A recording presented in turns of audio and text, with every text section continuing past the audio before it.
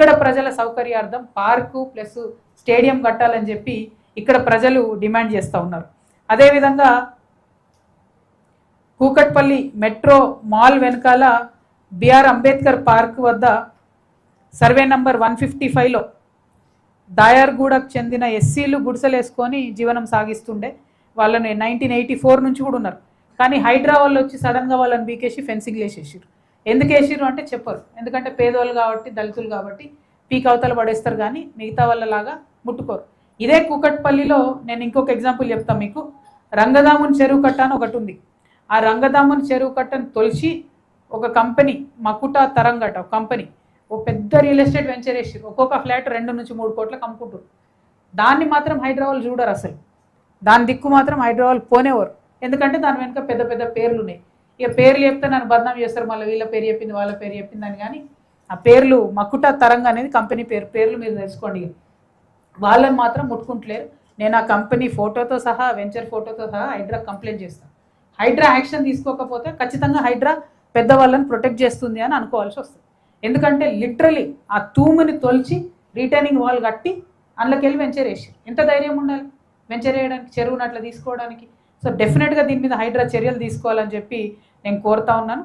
అదేవిధంగా మన కూకట్పల్లి వై జంక్షన్లో భయంకరమైన ట్రాఫిక్. మేము ఇలా రాంగా పోంగా ప్రోగ్రామ్ కూడా అర్ధగంట ఆగినాం. ఇక జేఎన్టీ దగ్గర అయితే పరిస్థితి మరీ దారుణం.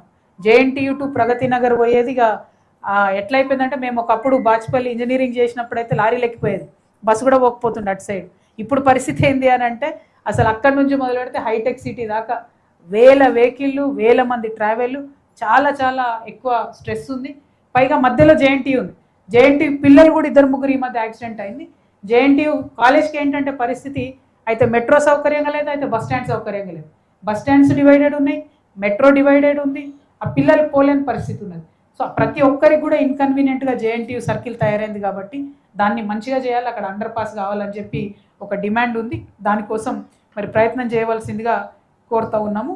అదేవిధంగా ఇక మన పొలిటికల్గా మరి మీ అందరికీ తెలుసు, ఉప్పలు, మల్కాజ్గిరి, కుత్బులాపూరు, మేడ్చలు, కూకట్పల్లి ఈ నియోజకవర్గాలన్నింటిలో కూడా ఎవరు గెలిచిర్రు? మొత్తం బీటీ బ్యాచ్ గెలిచింది. వాళ్ళు గెలవలేరు. అందులో వేరే పార్టీలలో గెలిచి బీటీ బ్యాచ్ అంటే తెలుసు కదా, బంగారు తెలంగాణ బ్యాచ్ అన్నట్టు. యూటీ బ్యాచ్ అంటే ఉద్యమం బ్యాచ్. ఉద్యమం బ్యాచ్ గెలవలేవారు, మొత్తం బీటీ బ్యాచ్ గెలిచిర్రు. గెలిచిన వాళ్ళు అంతా ఇళ్ళకి వచ్చిర్రు అన్నట్టు. ఉప్పల్ నియోజకవర్గంలో మొదలంటే షేర్ సుభాష్ రెడ్డి అన్న, అది మన బేతి సుభాష్ రెడ్డి అన్న గెలిచిండు. కానీ మొన్న కాంగ్రెస్లో గెలిచిన ఉప్పల్ ఆయన కూడా కాంగ్రెస్ మనిషి లక్ష్మారెడ్డి లాస్ట్ మినిట్లో వచ్చి టికెట్ తీసుకొని ఆయన గెలిచి. మల్కాజ్గిరిలో అంటే మన మల్లారెడ్డి గారు అందులో టీడీపీలో గెలిచి ఆయన ఇటు వచ్చి. కుత్బులాపూర్లో వివేక్ గారు కూడా టీడీపీలో గెలిచి ఆయన ఇటే వచ్చి. మేడ్చల్లో కూడా same situation, Kukatpally same situation. వీళ్ళందరూ ఏంది అని అంటే ఉద్యమాలు చేసినటువంటి ప్రతి ఒక్క ప్రజల్ని కూడా అనగదొక్కి కంప్లీట్గా ఈ బంగారు తెలంగాణ బ్యాచ్ మొత్తం మేడ్చల్లో ఎందుకు వచ్చిరు వీళ్ళంటే అభివృద్ధి కోసం రాలే. ఎందుకంటే అభివృద్ధి అనేది ఏడ కనవలే నాకు మేడ్చల్లో తిరుగుతాయి.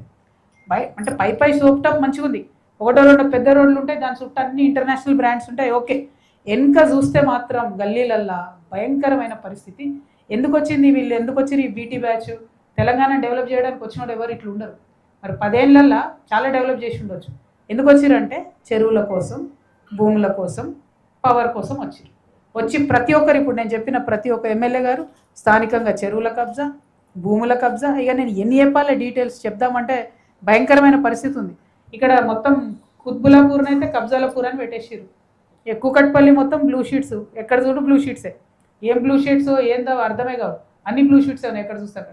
కానీ ఇన్ని ప్రైవేట్గా ఇంత డెవలప్ అయిన వీళ్ళు తప్పితే ఎక్కడ ఒక గవర్నమెంట్ హాస్పిటల్ లేదు.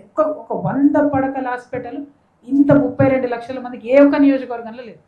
నిజంగా నాకు ఆశ్చర్యం అనిపిస్తుంది. నేను నవ్వుకుంటున్నాను, నేను అక్కడెక్కడ ఆదిలాబాద్ పోయి అభివృద్ధి జరగలేదు అనుకుంటున్నా. మేడ్చల్ లేనిది ఇట్లా పరిస్థితి ఉందని. గమ్మత్ ఏంటంటే 6 అడుగుల బుల్లెట్ హెల్త్ మినిస్టర్, ఆయన ఎక్కడ కట్టలే మరి 100 పడకల hospital. IT minister, de facto chief minister KTR గారు, ఆయన మొత్తం అసలు అర్బన్ ఏరియా అంతా మొత్తం అద్భుతంగా వేసేసిన మున్సిపాలిటీ అన్నారు. ఏం అద్భుతమైంది అసలు? మేడ్చల్ చూస్తే తెలుస్తుంది ఏం అద్భుతమైంది, ఏం అభివృద్ధి అయిందో.